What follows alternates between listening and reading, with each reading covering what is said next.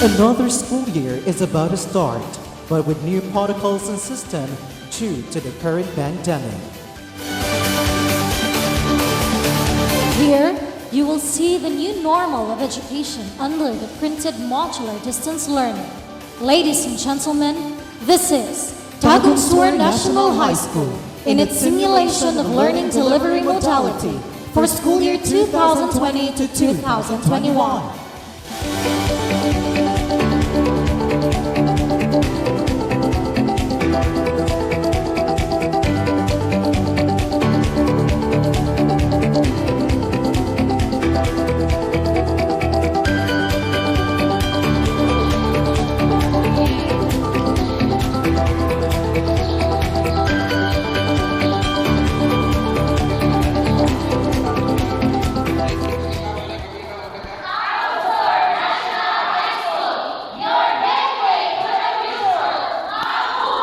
Good day, everyone.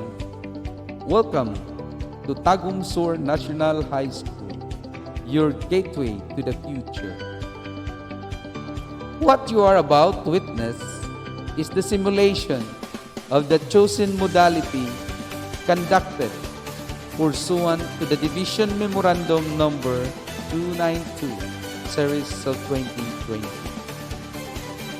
Tagum Sur National High School choose the printed modular distance learning as manifested in the school's Decision 3. This simulation will guide the school to find solutions to any problems that may arise during the conduct of the dry run. I hope you will enjoy watching this video presentation. Before the actual simulation of the learning delivery modality, the school went through a series of steps based on the matrix given by the higher office.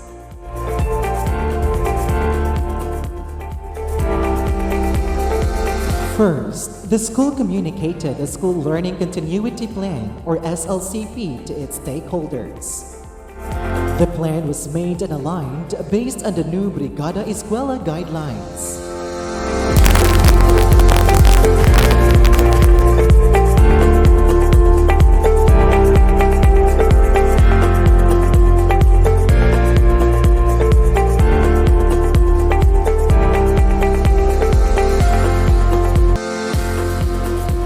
Second, remote and Dropbox enrollment was conducted.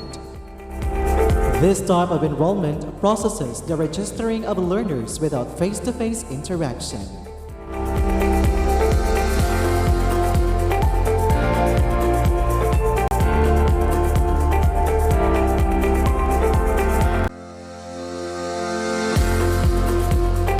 Third, the learning delivery modality was identified based on the learner enrollment and survey forms or LESFs and intensified with the use of school-made decision cohort survey form, resulting to more specific choice of learning modality. This was done by teachers after having been assigned by stations in feeder barangays. Each station has an assigned coordinator with teacher members who does the work of consolidating the necessary information of their assigned area.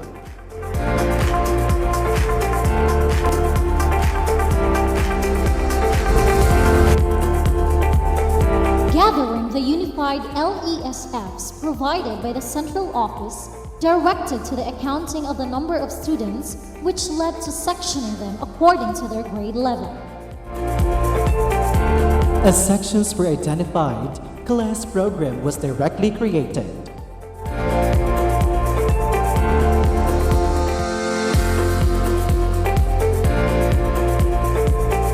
In the conduct of the customized decision tree survey, teachers were directed to collect students' borrowed books and other learning materials for property custodian's inventory of resources. Consequently, the property custodian conducted the inventory.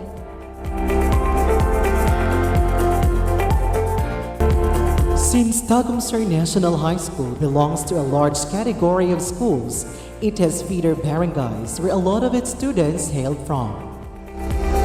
The school utilizes the same grouping of teachers by station for the conduct of PTA meeting, which was pre-planned during the conduct of school faculty meeting. To enable a more manageable information dissemination, the school tapped the help of the SK chairman by barangay and PTA board officials to assist teachers. Assignment was identified during the conduct of the PTA board meeting. Kanahuman ang atong usa ka semana nga simulation. Asa man ta where to start in documenting? Number 1, communicate is LCP to stakeholders. So ang ato i-support anak katong mga meetings. Usan na ning ano with SK. Ang local government unit yun sa Trinidad, wag gid nagpasagad bahin nga ni. Kay bisan pa man gani nga wa pa ko nakahibaw-an ni pinaagi ni Sir Atan.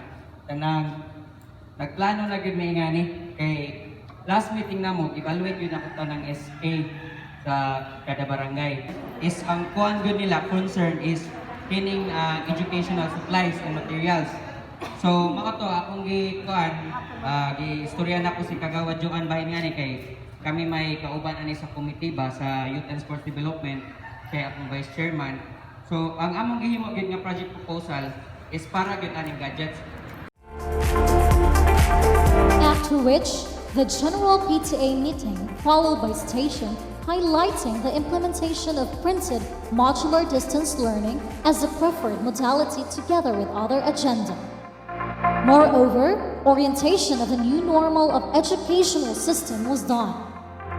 Teachers also assigned parent officers for each station for easy monitoring.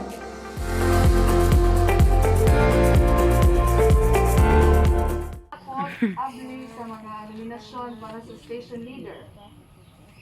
Si Crispina. Ayaw, ayaw.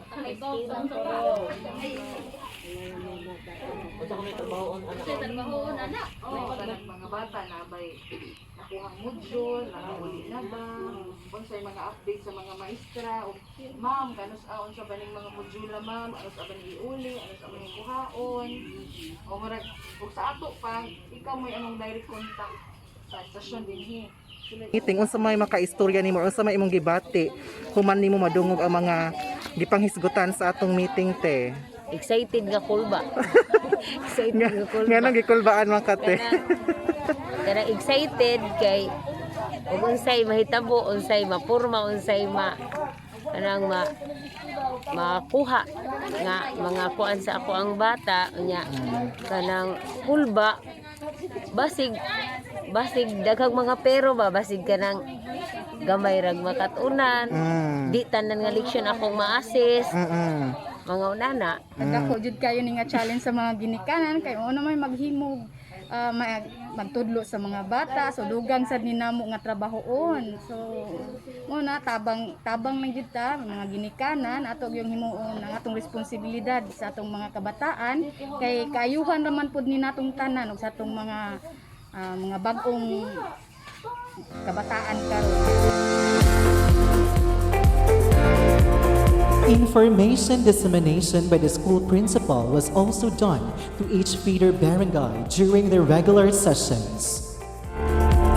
This is also a way of fostering linkage with stakeholders, particularly the BLGU for possible assistance.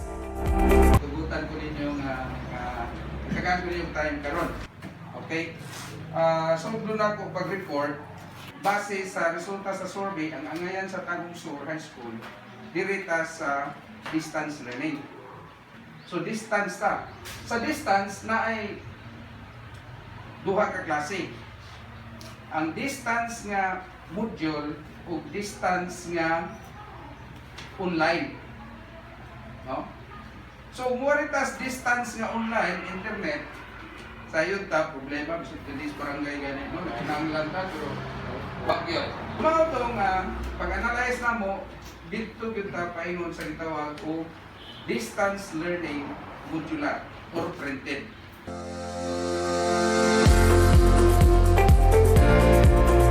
With the identification of printed modular distance learning as the learning delivery modality, each of the subject teachers submitted their self-made learning activity sheets or LAS.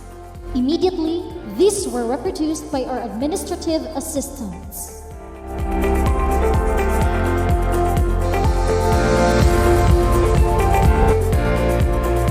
Before the preferred learning delivery modality was identified, SDO Bohol conducted a series of various webinars preparing teachers for the new normal learning delivery, which includes the use of digital teaching method.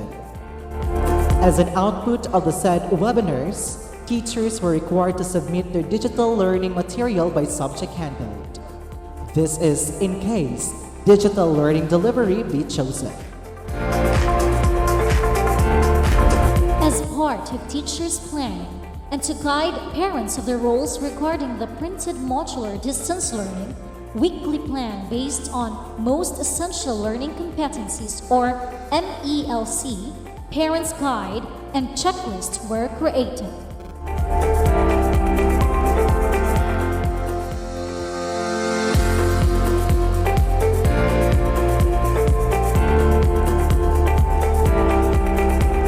To set everything for the distribution of printed modules, teachers ensured readiness by performing preparatory activities like packing of materials, utilizing the adjacent school due to the unavailability of our school as it was used as Alizai Quarantine Center.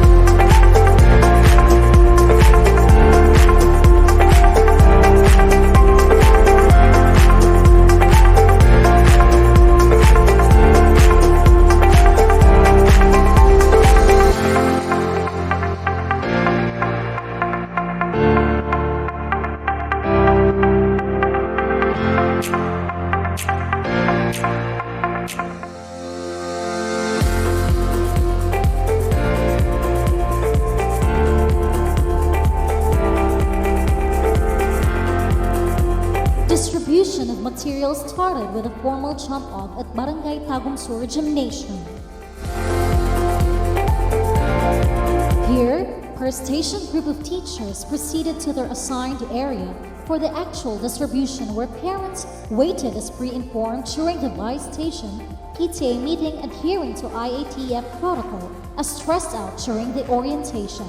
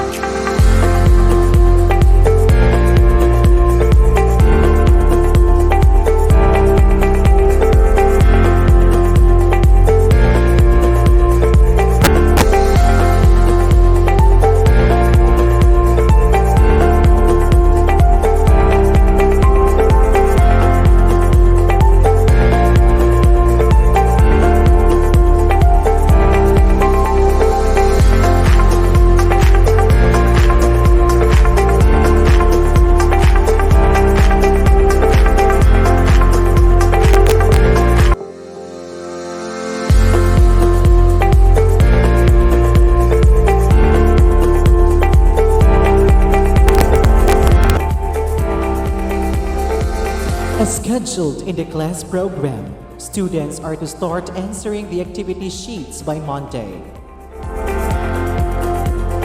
Parents play a vital role in facilitating and assuring the carrying out of students' activities.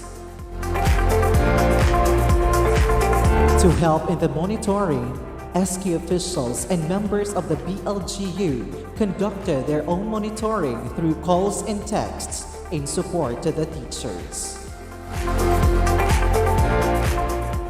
Sa pagkakaroon ang angay dung buhato nato mga ginikanan nga kung ingani nga nagmodular ta bisan unta og agatong ang kahibaw murag limitado ra paring kamuta nato nga agatong mga anak matubagan ang modular at least naman lang dili sila mabakante sa tibok tuig rong 2020-21 basin pa og mga pila ka buwan gikan karon na makabalik na silang eskwelahan murag magaan-gaan na siguro kay sakitay magtudlos ng mga anak nga limitado pud atong kahibaw. Nga og anas bay lahi jud ko naa sila sa eskwelahan ma'am. Kay mag-focus man sila adlaw-adlaw. Kung ari sa bahay na amon jud ang kiat-kiat nila. Makamao man tud sila lahi ra jud kung sila sa eskwelahan.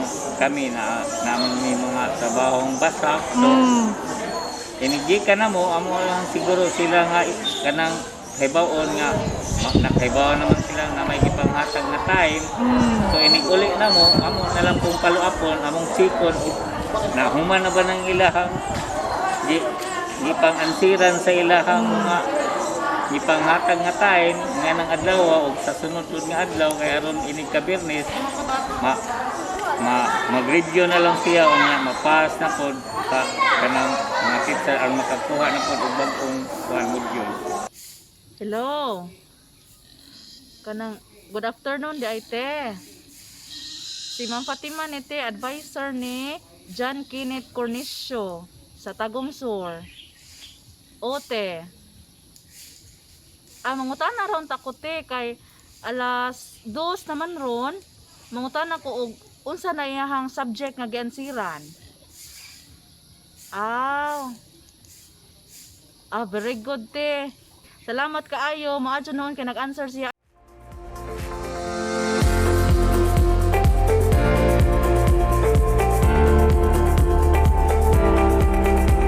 To complete the simulation process, summative test paper was also distributed.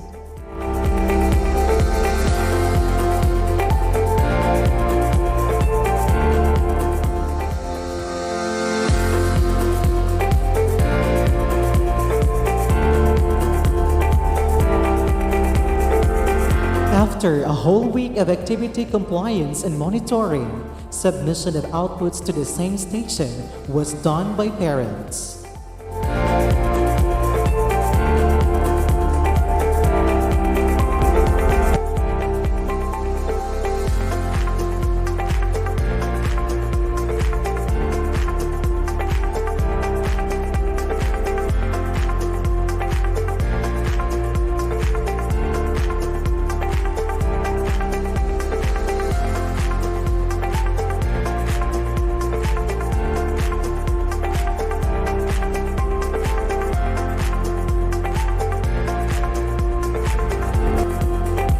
Having received assorted accomplished outputs from station coordinators, teachers assess the extent of students' activity compliance to identify issues and concerns for improvement.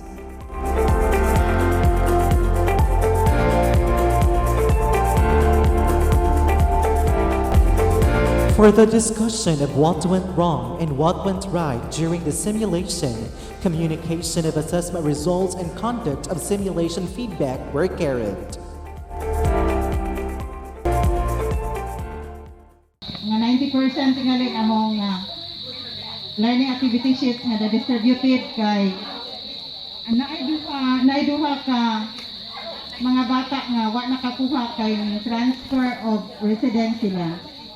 O sa ubay, ang Pascual kumapo sila, sir. So, may name ato, aron ma-report sa kuan, advisor. Lungay o Albior. Pati wa mahatag na mo kay bisan. Di man po mahatod ninyo, kay wa naman din na. Sir. Sa pag-meeting lang daan, out of 32, ang ni-meeting, 1 ka group.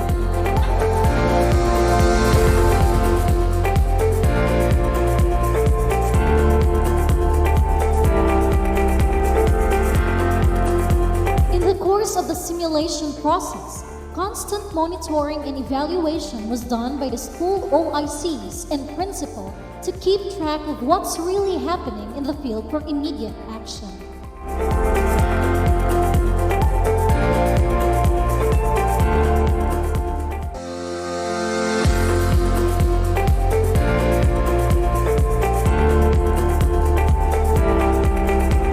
To finally conclude the simulation process and for final evaluation, post-conference followed. Documents and reports gathered during the simulation process shall be communicated to the division office as proof of compliance. Based on the result, the simulation was successfully done through the cooperation of the teachers, non-teaching, parents, the Sangguniang Kabataan officials, and the barangay officials of the different feeder barangays. Though there are things that need to be improved, but rest assured that during the actual implementation, Tagum Sur National High School will cater the needs of the current situation. The school would like to express its gratitude to our public schools district supervisor, DepEd Trinidad District, Dr. Percy P. Torres, for her technical assistance and support. With this, I can say, handang isip, handang bukas, sulong edukalidad.